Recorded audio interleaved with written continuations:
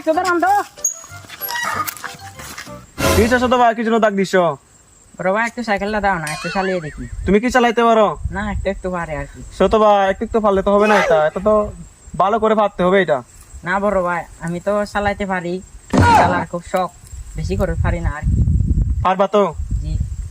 আচ্ছা চালাই দেখো বুঝলে।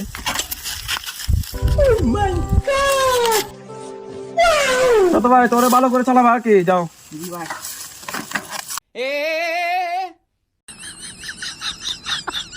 টুম টুম টানাও।